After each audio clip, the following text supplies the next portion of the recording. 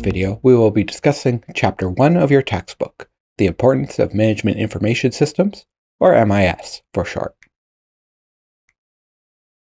But first, a quick note about lecture videos in this course. Even though I will be covering most of the chapters in videos like this one, it's still important to do the readings, as content from the readings will come up on quizzes or the final exam.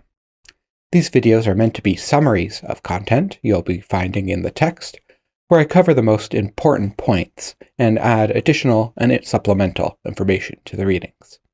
They'll not give a complete picture without first reading the assigned chapter, and when we get to quizzes or the final exam, you'll be at a significant disadvantage if you only watch the lectures. With that said, before watching this video, I highly recommend reading Chapter 1 and watching the previous Intro to Business video lecture. I also have some recommended MyLab homework listed that you should attempt after doing the readings. Recall that the MyLab homework is highly recommended, but ungraded, so optional. So let's jump right into Chapter 1 with the question, what is an information system? From our last lecture, we know that the textbook definition of information systems is a group of components that interact to produce information.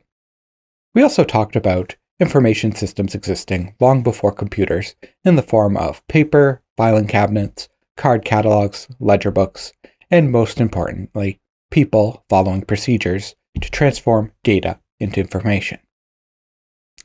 But when we were discussing information systems in this course, what we are referring to in particular are computer information systems. When data, computers, and people come together following predefined procedures to produce information, we have a computerized information system.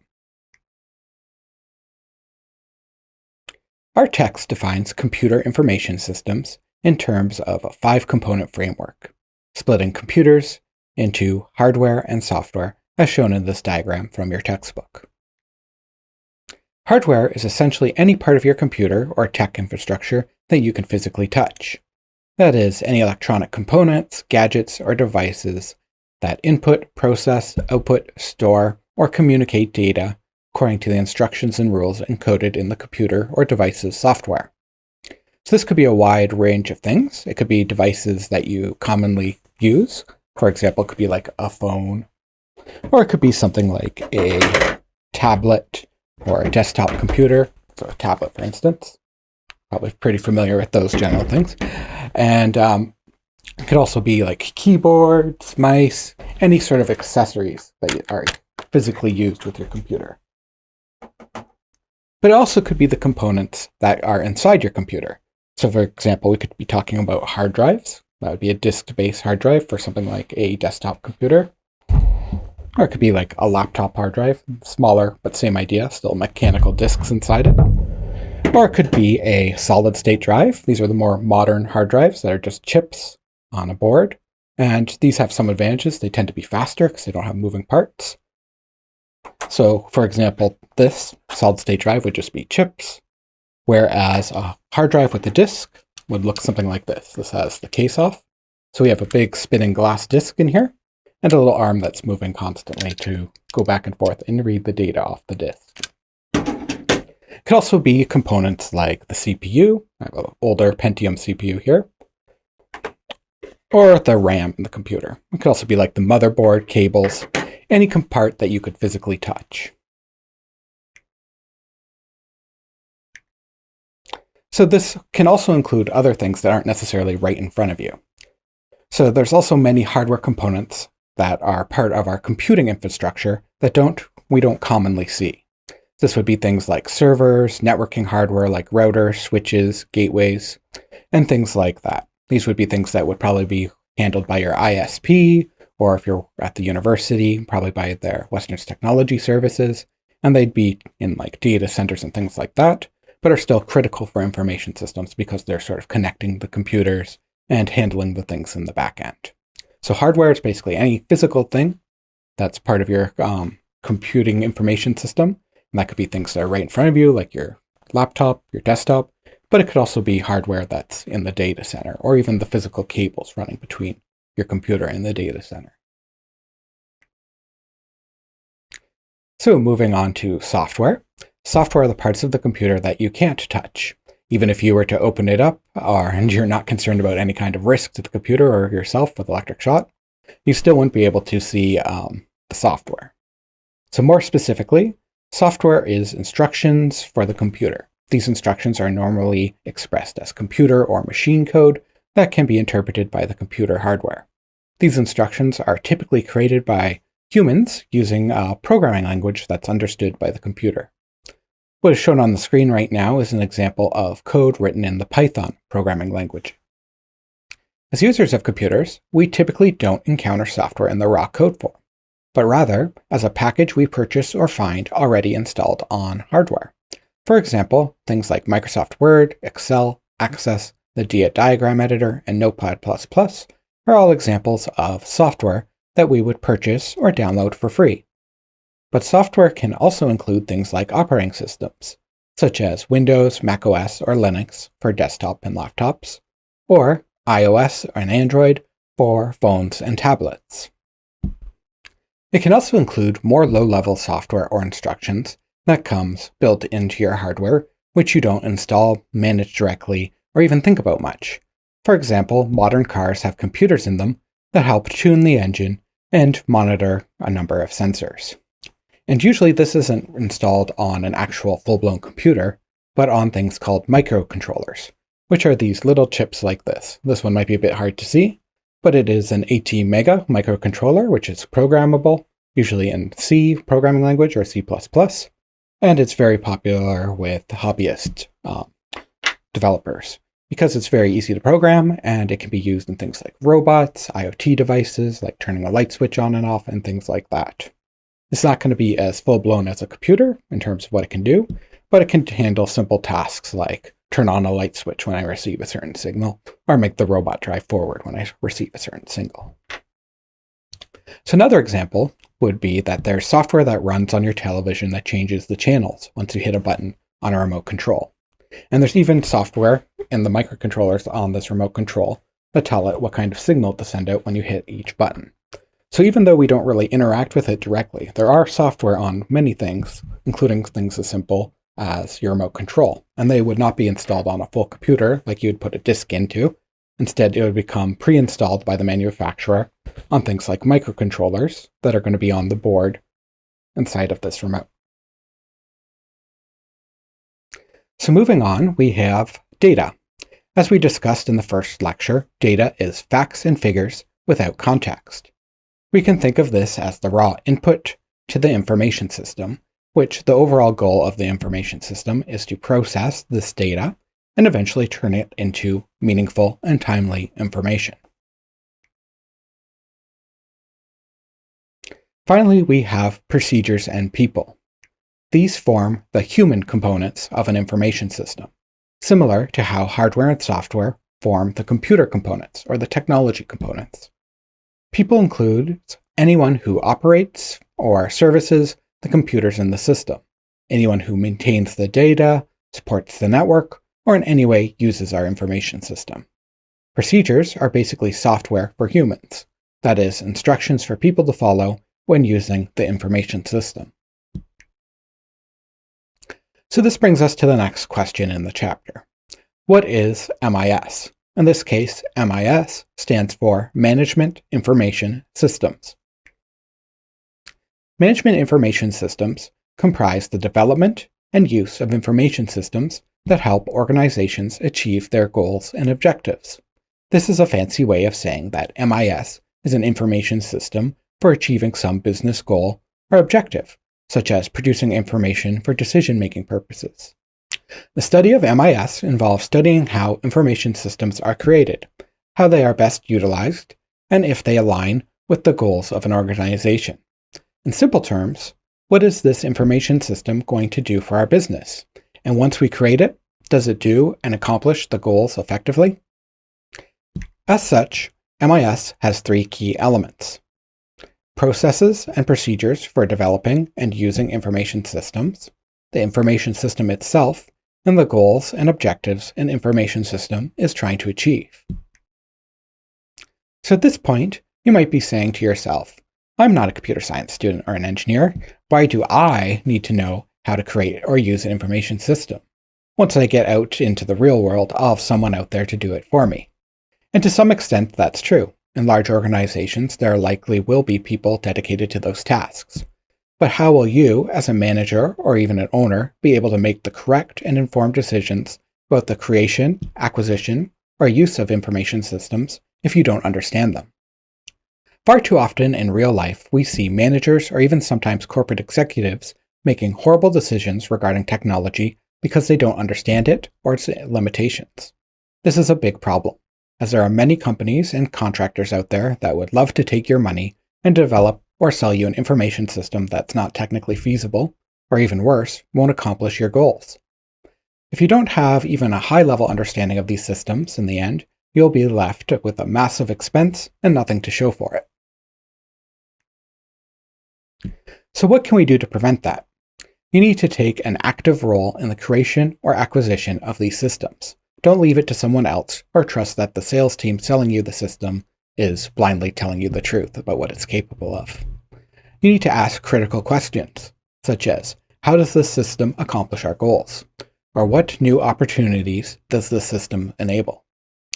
And you will need to know how to use your information system. After all, what is the point of creating an information system if you or your employees don't know how to use it? As we already mentioned, MIS needs to aid in achieving some objective or goal. Another unfortunate trend we sometimes see in real-world business is using a new technology purely for the sake of using it, rather than it enabling some new opportunity or better accomplishing a business objective. This often happens when a new technology is promoted heavily in the media, and there's a fear of missing out or that the company will be left behind if they don't adopt it immediately. Let's take a look at an example. And let's pretend that we are the owner of a small but successful business, a restaurant in this case, that has been in business for a few years now. You have a point of sale system that is essentially a computer combined with a cash register. It's a bit out of date, text-based, and employees have to enter orders on a keyboard. The software was free and requires little maintenance, but occasionally some employees complain about it not being user-friendly. One day, a salesman comes into your restaurant selling a modern point-of-sale system. Their system has a beautiful touchscreen graphical user interface, wireless card reader, and even a phone app and QR code reader for a custom coupon or point system. It has a monthly cost as well as a significant setup fee in terms of hardware costs. So as a business owner, you're not quite sure. Your current system is sort of out of date. It's mostly DOS-based screens, and your staff has to type in the orders. And they have been complaining about it a bit.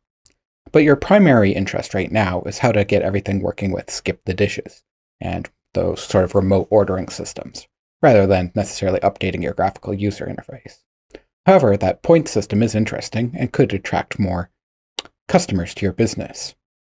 However, restaurants also operate on a very thin margin, which means adding monthly costs could be a significant setback. So I want you to take a few seconds and think about what kind of questions you'd ask the salesman. What would be the benefits and downsides of modernizing your point-of-sale system? And would you make an investment to update the system? So I'm going to put a clock on, take a few seconds, think about it, and maybe write down a few points.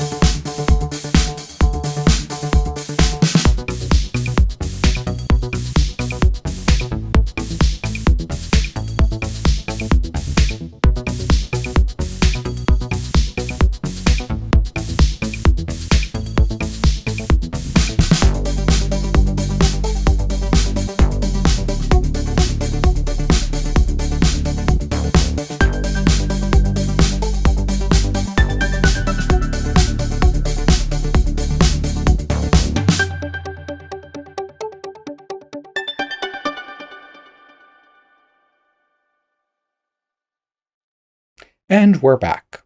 When answering these questions, the key thing to keep in mind is the goals and objectives of the MIS. Does this more modern point-of-sale system help fulfill some business objective? Does it present any new opportunities for the business? At the end of the day, how will this new system make more profit and increase my business's margin? This little case study will be one of our first opportunities for participation points. I'd like each one of you to go to the OWL course forums and post your response under the Week 1 responses. Also comment on at least one other student's response, preferably one that does not have any responses yet, or not many. So once again, if you're not sure how to do that, I do have a tutorial up on how to use the OWL course site, but it should just be a case of going to the forums and navigating to the correct one, in this case Week 1 responses topic, and posting your response there. Make sure you include what questions you'd ask the salesman, what would be the benefits, downsides of modernizing, and would you make an investment to update the system, and why. So you won't be able to see other students' posts until you make yours first, and after you do that, take a look at some of the other responses and try to post some comments on another student's that are helpful. But do keep in mind that there's not necessarily one right answer here, and it is more important that you show the approach you would take to this problem rather than a correct solution. So pause the video right now and go make that post. After you've made the post, come back and listen to the rest of this video.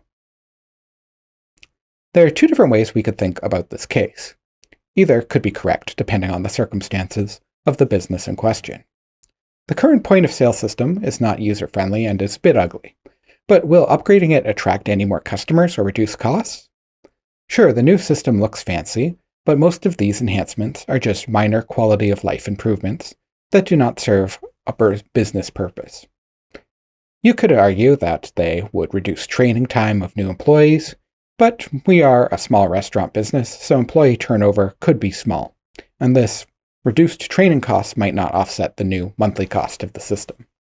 On the other hand, maybe this new system does accomplish some goals. The new point system feature could allow us to retain more customers, track what they are ordering, and allow for direct advertising to them, assuming they have provided us an email. The new point-of-sale system might also allow us to better track where our inventory is going and keep an eye on employee performance. But will these benefits outweigh the cost of the new system? What questions should we be asking to find out? Well, I'll give one away. We did mention that we are interested in sort of integration with things like Skip the Dishes and other online ordering platforms, but the salesperson didn't mention anything about that. So if that was one of our more immediate business goals, maybe we should ask about that. While we've been talking about information systems and MIS, one question that may be occurring to you is, how is this all different from IT, or information technology? Information technology and information systems are two closely related terms, and unfortunately, they're often incorrectly used interchangeably. They are not. They are distinct concepts. Information technology is only the raw technological components of an information system, including all hardware, software, and data components. This means if an information system is comprised of hardware, software, data, procedures, and people, information technology only makes up the technological components of that information system. The key difference here is that information systems are information technology plus the human components, procedures, and people. In practice, IT is responsible for maintaining the information system and keeping it running. An IT department would be responsible for installing software, replacing broken hardware components, managing and storing data, and monitoring the health of the information system. IT is not concerned with achieving goals or objectives, and is solely focused on keeping things running. It is only when IT is embedded in an information system, that is, when people and procedures are added, does it start helping to accomplish a business's objectives. Information systems make IT useful. Let's now turn our attention to how information systems help our business gain a competitive advantage. First, we need to define a few terms. Competitive advantage refers to factors that allow for a company to produce goods or services better or more cheaply than its rivals. Why is this important? Well, if we can manufacture our products more cheaply, that means less money going out, which means more margin for our business. Or alternatively, we could pass that savings on to the consumer and be more price competitive than our rivals. This could mean more sales, more money coming in, and thus more margin. Also, a better product potentially means more sales, which again means more money coming in and more margin. So how does this relate to information systems? Well, consumers have been accustomed to yearly advances in technology and service. They expect it to be free or low cost, such as Gmail or Facebook. They expect it to be high quality of services that makes no errors or mistakes, and they want it right now, with little wait. It's not hard to see these trends in real life. Take, for example, the case of Amazon. In the early 90s, it was not very common for retail stores to have an e-commerce website. Simply having their business hours listed and their current contact information would be what most customers would come to expect from a business's website. Then, as technology advanced and businesses like Amazon started to show the value of online retail, customers started to expect more. They wanted to be able to make purchases online, or at least see what items were in stock at a brick-and-mortar store. Retail had to catch up and start offering these services. Next, Amazon started innovating in regards to how they did deliveries, creating their own distribution network and delivery services, which allowed for overnight or even same-day deliveries. Consumers again started expecting this level of service from other retailers, and other retailers have been pushed to explore faster delivery options or in-store pickup. It's at the point where small retail businesses are struggling to stay afloat, as Amazon's competitive advantage has become so great it is even starting to impact local and niche markets. The point here is that if your business remains stagnant and is not constantly adapting to new trends and technologies, you'll quickly start losing out to rival businesses that are. Customers will start expecting a higher level of service, and you might find your profits suddenly disappearing if customers are turning to alternatives that meet or exceed their expectations.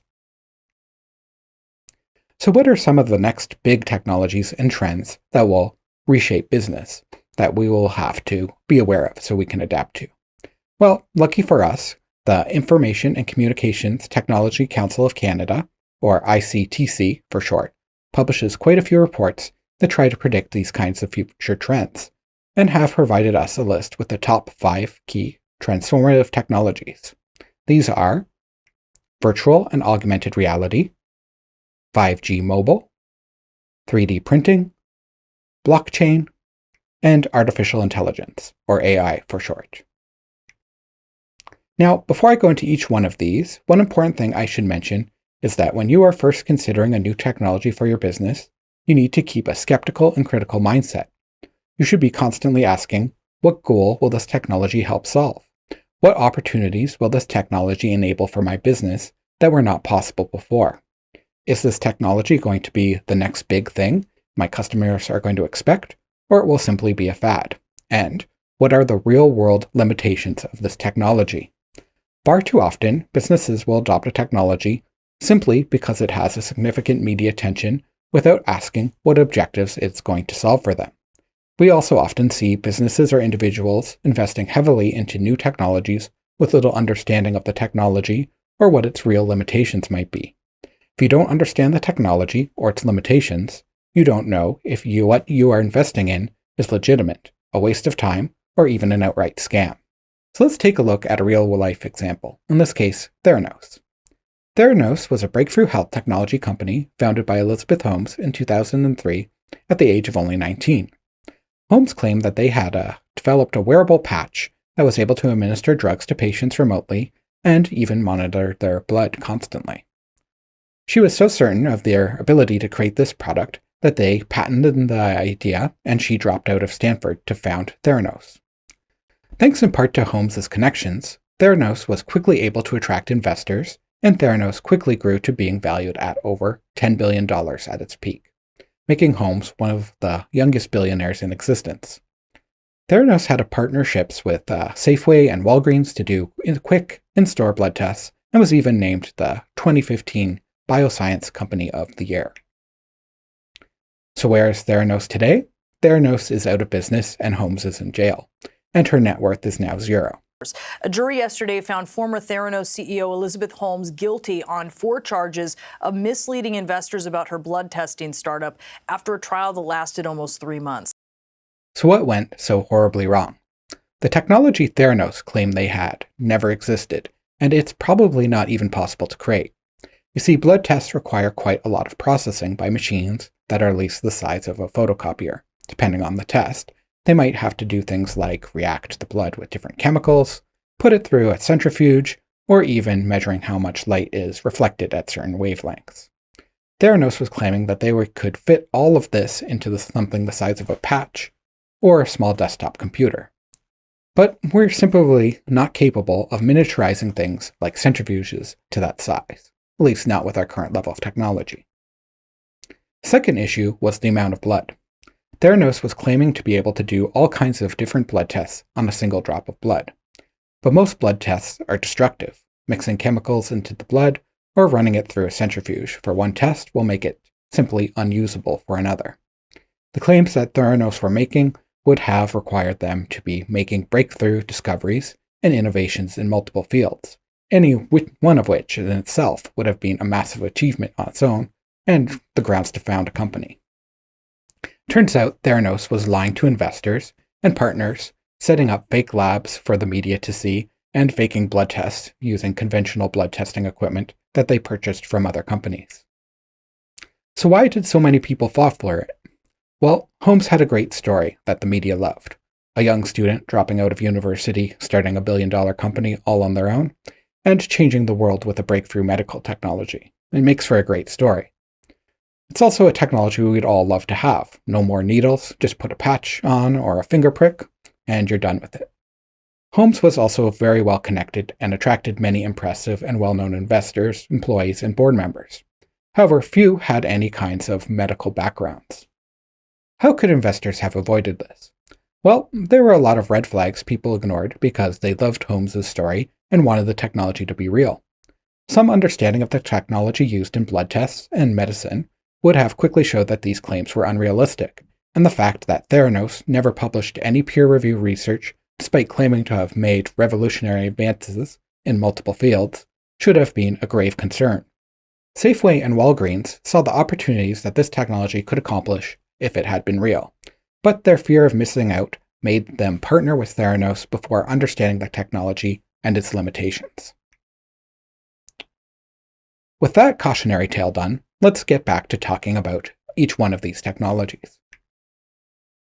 First one up is virtual and augmented reality. Virtual reality, or VR for short, allows us to experience a simulated world using a VR headset such as the Steam Vive. That would be shown here. Users can interact in the virtual world by using motion controls or simply moving through the real-world environment with sensors matching their movement in the simulated environment. Currently, the primary use for VR has been entertainment, such as video games, but we're starting to see applications in education, medicine, and even business, such as virtual business meetings held in a VR space. Augmented reality is a similar technology, but rather than placing you in a completely different virtual world, it uses a camera or clear lenses to project something over your real-world environment, such as a game or heads-up display. This technology has been implemented in a limited form in games like Pokemon Go or Pikmin Bloom, which encourage players to go out in the real world and visit locations and use their phone to interact with the game elements that can only be seen through an overlay on the phone screen. However, there are also more expensive and complex implementations, such as Microsoft's HoloLens. This is aimed more at business applications, such as showing employees interactive instructions when doing a manufacturing project or repairing some machinery. Perhaps one of the largest and most recent investments into this technology is by Facebook, now officially known as Meta. Meta is trying to create a virtual space for e-commerce, business, and entertainment they call the metaverse.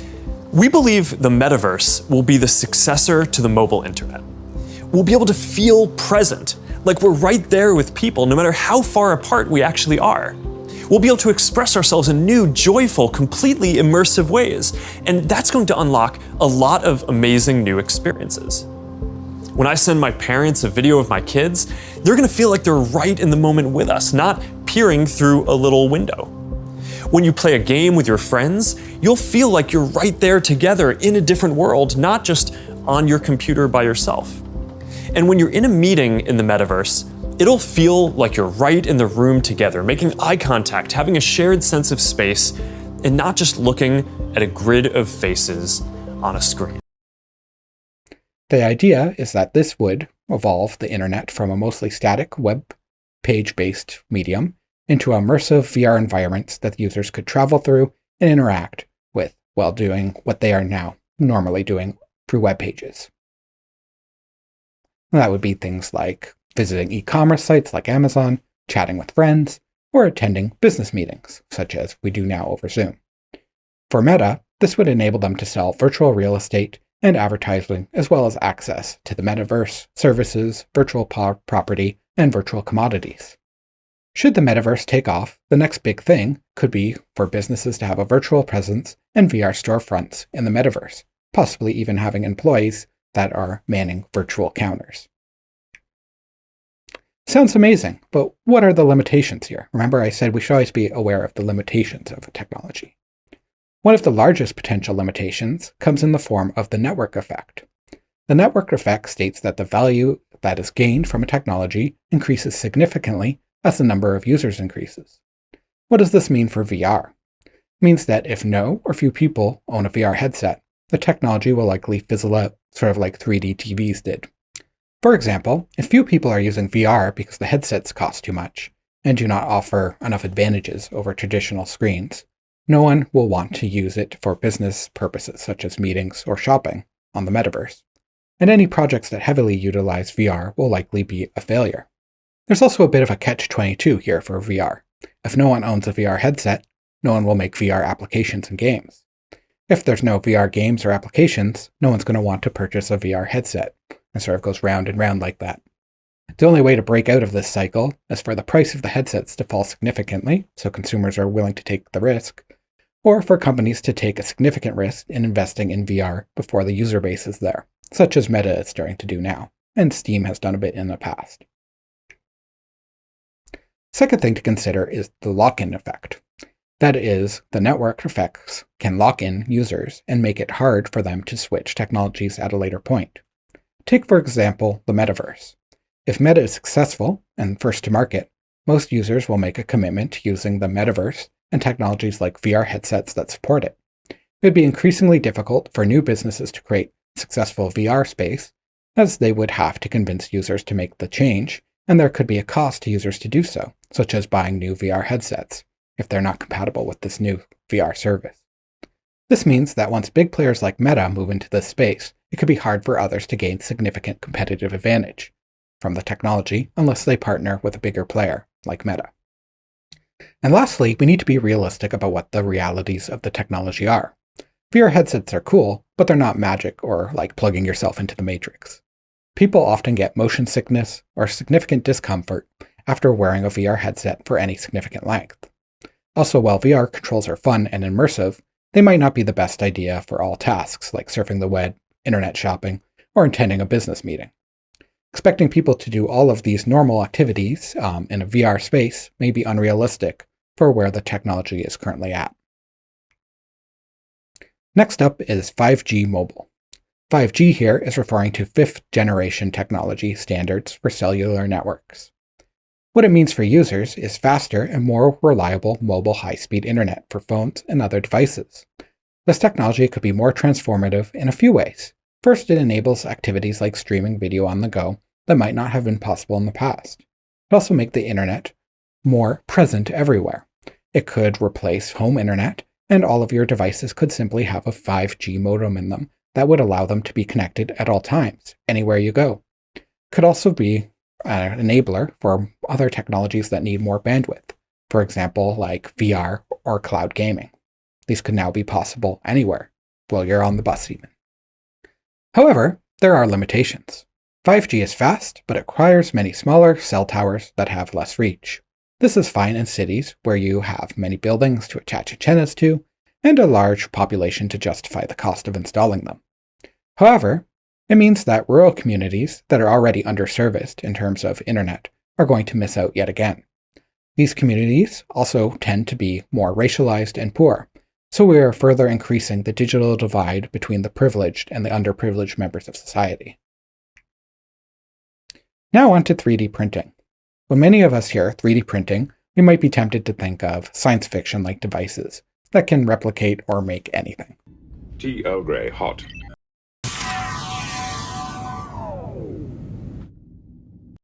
The realities of 3D printers is a bit less magical, but still fairly impressive and exciting. 3D printers mainly come in a number of different varieties, but the most popular and affordable are fused deposition modeling, or FDM for short, and I happen to have one here that I could show you. So here we have a 3D printer. In particular, this is an FDM style 3D printer, which means that it lays down layer after layer of plastic, building on the last layer to make a 3D object. In particular, this is an Ender 3 printer. It's one of the lower end printers, but it's good for home use because it still gets a good print, and it doesn't cost as much as some of the big industry style ones. This one has had a few modifications during its life, so it can print hotter temperatures, which means it can print more materials, and it's changed the build plate and a few other things, just minor upgrades. Do note though, if you wanted to start getting into a hobby like this, that these lower end printers, like the Ender 3, do take a ton of maintenance and calibration to get working properly. So the whole goal with these 3D printers, especially the FDM style, is to go from a big spool of plastic filament, and basically all that is just plastic that's been extruded in a nice line. It's kind of like weed whacker style plastic, and it takes this, pulls it off the roll, and turns it into a 3D object, if everything's going correctly. So one of the choices you have to make when printing is deciding what kind of material you want to use. So there is quite a different number of filaments. This one is PETG. It's sort of like in the middle between hard to use and good results of print. But the most commonly used one is something called PLA. This is a real easy plastic to print, gets great looking prints, especially fine detail, but they tend to be a little bit weaker and they're not that heat resistant. They could melt in your car, for example. But both PLA and PETG have the advantage of you can print them on a home printer like this without many modifications. Other materials, like ABS, are a lot stronger and they're a lot more heat resistant, but the problem is you need an enclosure, basically a box around the printer to print them to keep the air temperature warm, and these types of plastics, ABS in particular, tend to vent some toxic fumes, which we wouldn't want to breathe in. So let's move on to how this thing actually works. Well, you can see the spool up here. So what happens while it's working is it pulls the plastic off the spool, comes down here, and down to a little box back here that's called an extruder. What the extruder is it's a little gearbox that sort of pulls the plastic. So it's going to be pulling this filament off the spool, and then it pushes it in to this tube here. So this is called a Bowden tube. And what it is, it's just a tube of plastic that has very smooth sides, and it's been lubricated a bit. So there's very low friction between the filament and the plastic. And it basically just guides the filament down and into this print head. So this is what we usually call the hot end. And it has a heating element in here and some fans that allows it to melt the plastic. And then at the bottom right here, we have a little nozzle that shapes the plastic into a very thin line, usually about 0.4 millimeters, and then prints it onto this build plate. So this is a heated plate that lets the plastic get a good stick to it, and then it puts down layer after layer of plastic, building it up until you have your object. So let's take a look at printing something simple. So in this case, we are printing a little toy computer that has the words CS1032. Note that it builds it from the ground up, doing layer after layer on top of each other until you have your object. You also might notice that there's a few weird things on the front and the back as it's printed. These are called supports. 3D printers aren't magical, so they can't print on thin air. So sometimes they have to print things called supports, which are just little temporary structures to hold the thing together while it's printing, not just snap off at the end.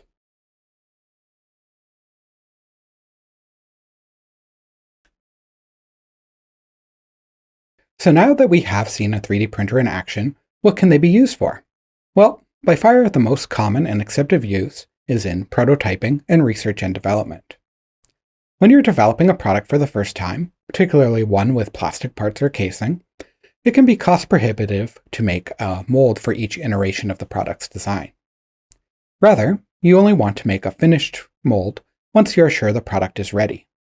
3D printing allows product designers and engineers to rapidly create prototypes in a cost-effective way during product development, and only commit to molds and manufacturing equipment once the product is finalized. 3D printing is also very useful for highly customized or one-off jobs, where you want to create a single instance of something rather than mass manufacturing it. For example, the occasional replacement part or a highly customized product that you're only going to sell a few units of. Some great examples of this are with custom orthotics, where your feet are scanned and then an orthotic shoe insert is printed for you that matches your foot exactly. 3D printing is also used in dental work to print custom dentures based on 3D scans of your mouth and any existing teeth. Even NASA has been exploring installing 3D printers on the International Space Station to provide an easy way to create new tools and parts that might be needed. However, like all technologies, there are limitations. First and foremost, they're not magic, and most 3D printers can only print one basic material type, most commonly some type of plastic or plastic composite. This means you can print the plastic parts of your product, but not necessarily any electronical components. 3D printing is great for one-off jobs, but it's not feasible for mass production. 3D printers tend to be slow. For example, to print this one little computer here that we saw printed earlier with CS1032 on it, that took about 7 hours on my own printer, and it only made one of them. They also cost a lot more than injection molding in terms of raw materials, maintenance, and electricity. The strength of the parts they create is also weaker in most cases than those created with a conventional mold. Also, even if the plastic used is food safe, the way the 3D printer works by putting layer after layer after layer of plastic creates little micro holes that bacteria could grow in. So 3D printing tends to not be great for anything that would be touching food or your customers' mouths, so no customized mugs or things like that. The machines themselves are also often very high maintenance and expensive. It's not a technology you can expect your customers to have access to or be able to use unless you sell to a very specialized market. That means a plan like trying to save money by having your customers print replacement parts rather than mailing them out might not be feasible. There are also environmental issues to consider with 3D printing. 3D printing uses a lot of energy in plastic. Failed prints, calibration parts, and supports all generate plastic waste, and this can add up fast. This, shown on screen right now, is just the waste that I've personally created using my own 3D printer over the last 3 months, and I'm not exactly a heavy user of it. Some filament manufacturers will try to tell you that plastics like PLA are biodegradable or recyclable. However, in practice, neither of these are true. PLA takes almost 100 years to break down naturally, and almost no cities offer special recycling for PLA, even if it technically can be melted down again. I try to save mine and melt it down into blocks or things that I can use in other projects, but most people aren't doing that. There are also many legal issues surrounding 3D printing, particularly regarding copyright. For example, in our textbook, they talk about Vulcan Security investing in using 3D printing to make replacement drone parts. One wonders what the company that manufactures those parts would think of Vulcan's printing their design. Even if it's not legally copyrighted, it might potentially hurt their business relationship with their suppliers. Next up is blockchain technology. This is the technology that powers cryptocurrencies like Bitcoin and Ethereum. In simplest terms, we can think of the blockchain as a digital ledger book that everyone has access to read, but can only be written to under certain rules. For most cryptocurrencies, this ledger contains a list of transactions that can be used to determine who owns how much of the currency. The original idea of cryptocurrencies were to be distributed digital currencies that had no central control and were deflationary by design. However, in practice, they have been used more like a security than a commodity. That is to say, they have been used more as a speculative investment as opposed to a currency for actually going out and purchasing goods with.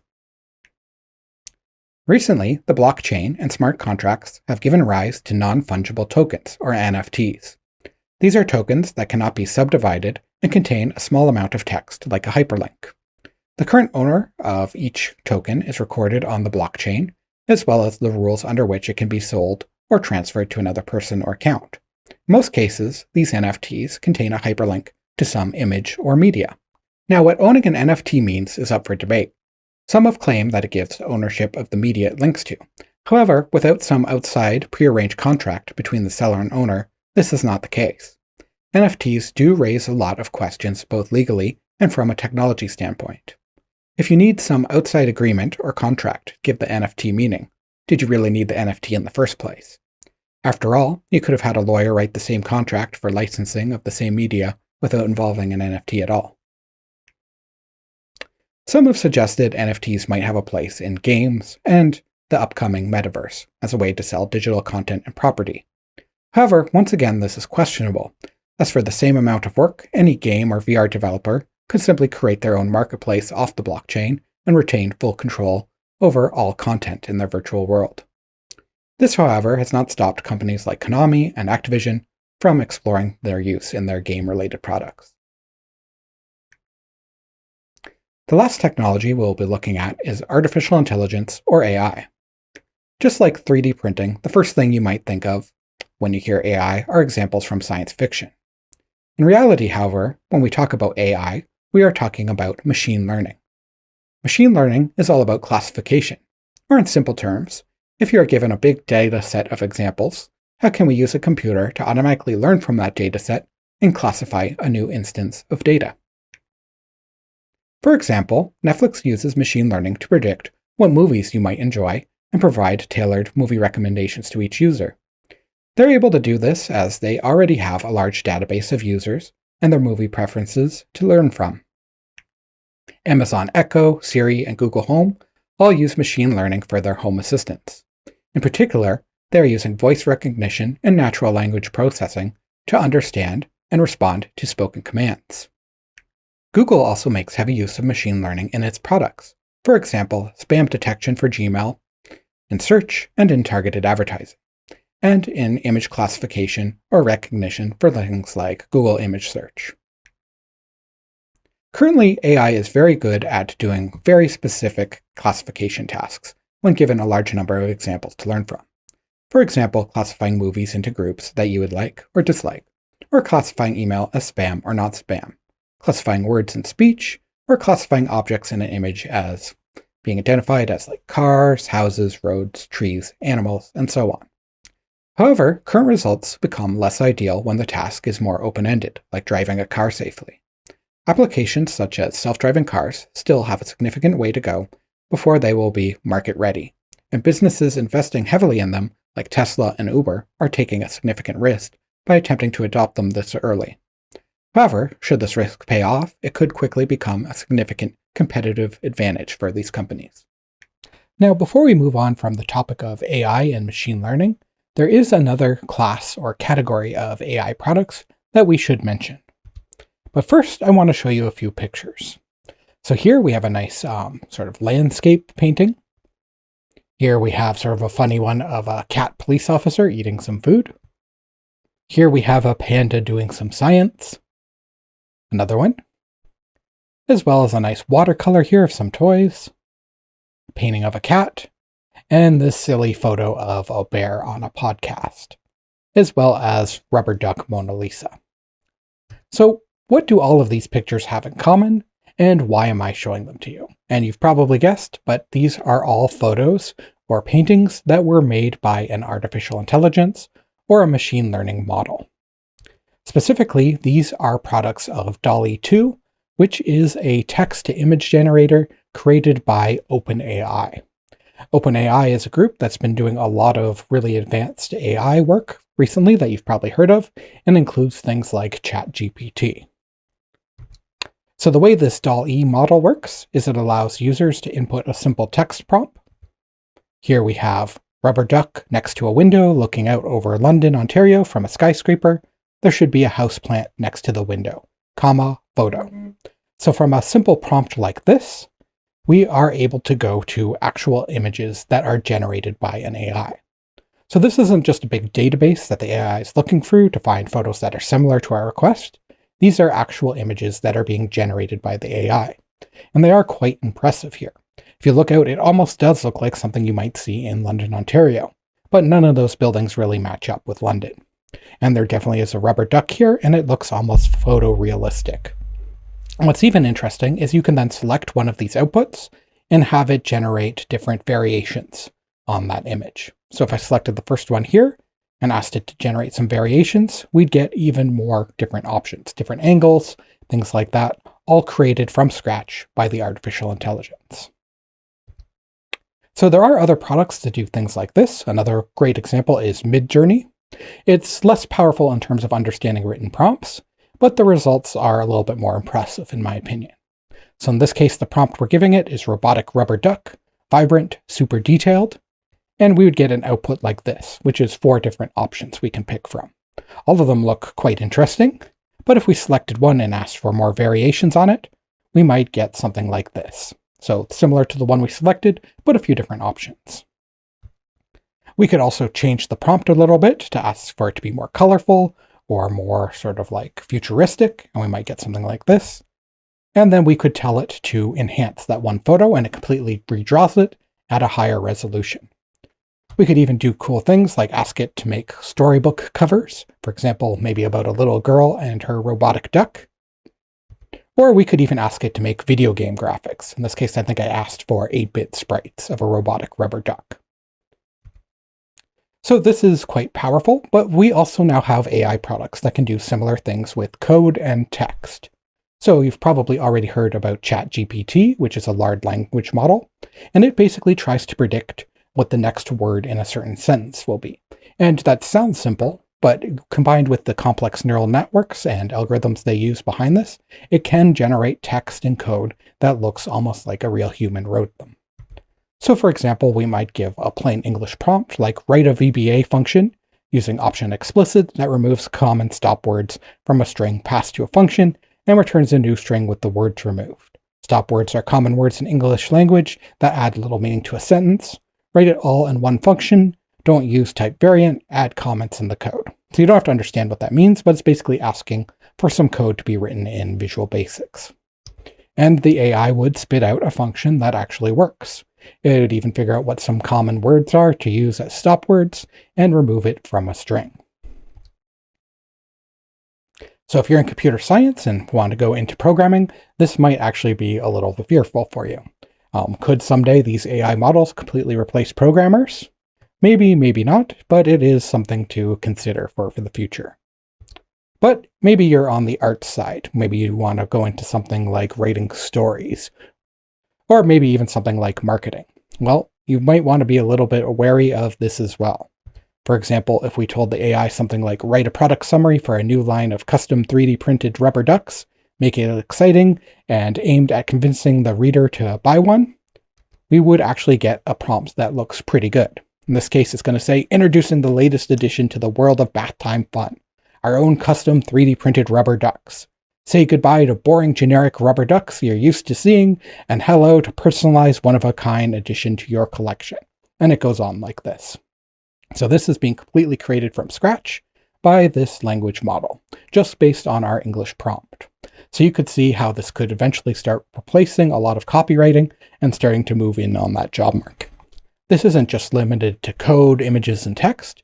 There also are artificial intelligence models now that are aimed at composing music. This one, called AI VA, is capable of composing different styles of music just from some basic prompts and settings.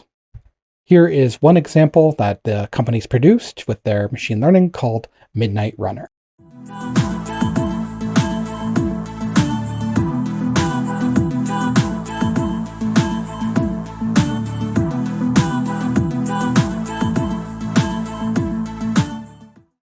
So that's about all I'm going to play of that, just so we don't get flagged for copyright reasons. Though that does bring up a good point. Who actually owns the copyright to these works? Current copyright law basically says that it has to be created by a human for it to be copyrightable. So if we make images on OpenAI's DALL-E, who actually owns that image? Is it OpenAI? Is it us who created the prompt? Or is it no one, public domain, because it's not created by a human being? So these are some interesting legal topics that are also going to start coming up in the field of AI. So you might be saying, well, these seem like interesting proof of concepts, but when are they actually going to start replacing people? They're probably not at the point yet where you could make a book with an AI and sell it, or even make a movie or something like that. Well, it turns out the first book published by an AI has already happened. In this case, we have a children's book called Alice and Sparkle, and it was one of the first books written and illustrated by an AI model. So in this case, I believe the author used Midjourney for the pictures and another machine learning model to create the text. And while it's not perfect, I would say it's at least the same quality as many children's books that we see out there.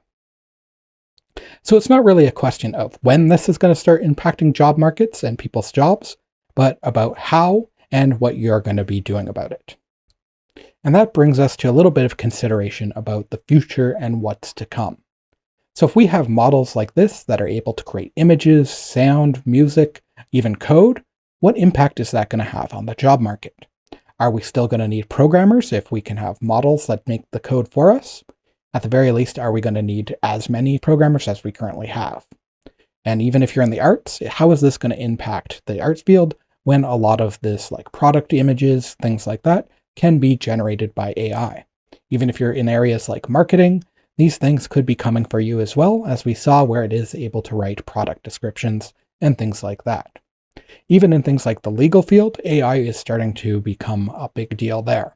A lot of that paralegal work is searching through existing cases for citations and things like that, and I think we're going to see AI moving to that area as well. So this is a bit interesting because in the past, we always thought it was going to be the low-skilled jobs that AI and automation was coming for. However, with things like ChatGPT, Midjourney, and things like that, it looks like that some of those skilled jobs might also be in danger. In fact, to some degree, some of those skilled jobs where the only output is like a computer document, code, or a picture might actually be easier to automate than the lower skilled jobs, because we don't have to do things like computer vision or driving a robot around. So there is a really great video about this topic that I recommend you watch. It's called Humans Need Not Apply, and it talks a little bit about the future that we could be looking at when these systems become more and more commonplace. So one thing you should concentrate on while you're going through this course is how are you going to ready yourself for that future job market where AI could be a big player in it. You're going to have to either learn to work with AI or around AI in some way, but if not, it could be replacing you just like humans were replaced by machines in the Industrial Revolution. We could be seeing a new AI revolution to come. So please check out that video if you have some time. It does give a good summary of the topic, even if it is a bit out of date. So we've talked a bit about a few specific emerging technology, but more generally, what is the shape of things to come? Well, Moore's Law might give us a few hints. Moore's Law states that the density of circuits on an integrated chip doubles approximately every 2 years or so, and to date, it has shown to be quite an accurate prediction.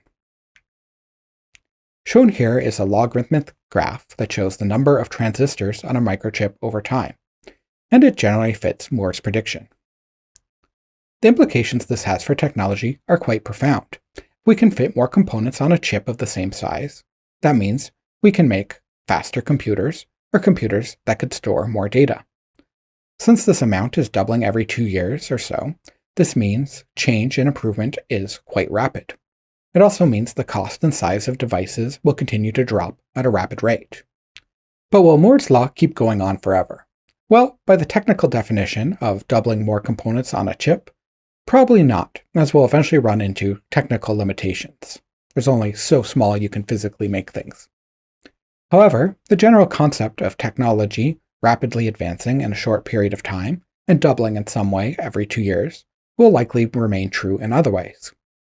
For your business, this means you will always have to be aware and stay up to date with new technology, or a rival who just upgraded could quickly gain a competitive advantage.